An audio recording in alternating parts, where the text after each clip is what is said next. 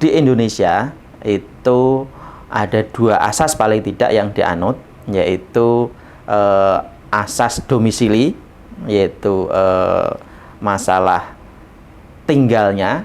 Kemudian yang kedua adalah asas sumber. Gitu. Warga negara Indonesia itu tidak dipungut atau tidak dikenai pajaknya di Indonesia.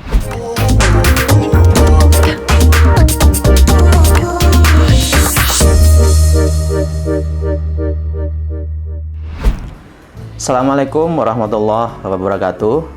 Kita jumpa lagi di Deskripsi Channel dalam program Arif Bijak, Arif Bicara Pajak. Di episode kali ini kita akan mengupas kaitan dengan asas-asas pemungutan pajak.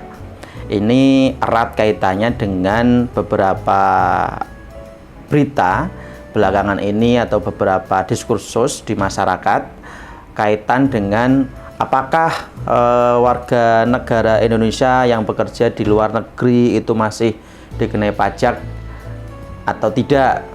Kemudian apakah warga asing yang tinggal di Indonesia kemudian berpenghasilan di Indonesia itu dikenai pajak di Indonesia atau tidak, atau seperti apapun lah diskursus yang belakangan ini marak begitu. Jadi kalau kita lihat, kita perhatikan bahwa kalau di Indonesia itu ada dua asas paling tidak yang dianut, yaitu asas domisili, yaitu masalah tinggalnya. Kemudian yang kedua adalah asas sumber. Gitu. Jadi dalam hal ini ketika warga negara Indonesia tapi kemudian dia tinggal di luar negeri, dalam hal ini melebihi 183 hari dalam 12 bulan, kemudian dia juga mendapatkan penghasilan dari luar negeri, maka karena sumbernya juga di luar negeri, kemudian dia juga berdomisili di luar negeri, walaupun dia masih warga negara Indonesia, itu tidak dipungut atau tidak dikenai pajaknya di Indonesia.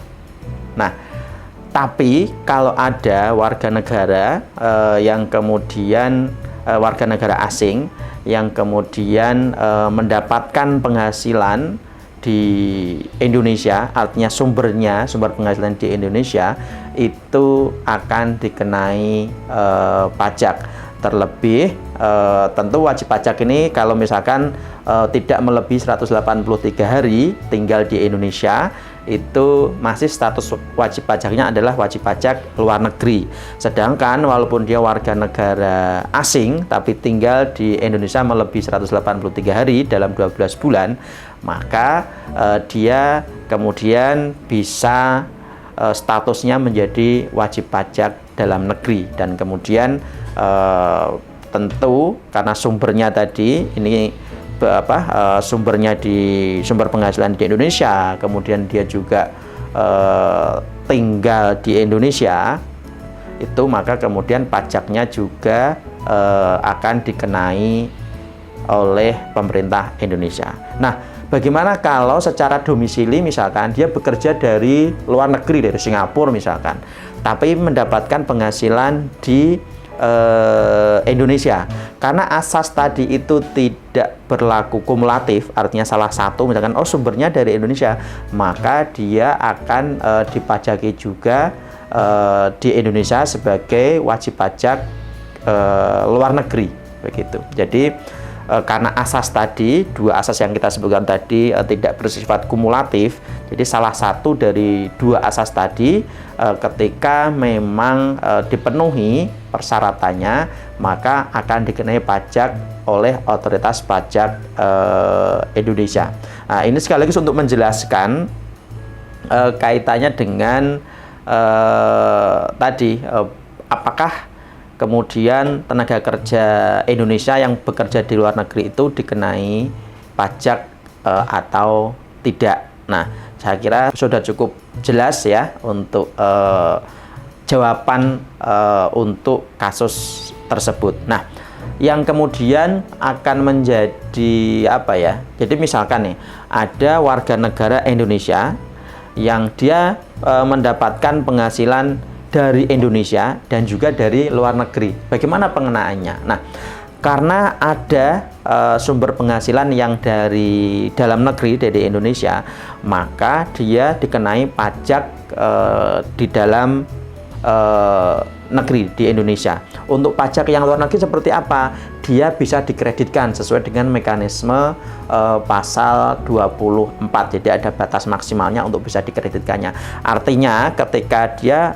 sumber penghasilannya ada yang dari Indonesia dan juga ada yang dari luar Indonesia, maka dia akan tetap dikenai pajak oleh otoritas pajak kita karena memenuhi persyaratan paling tidak sumbernya ada yang dari Indonesia.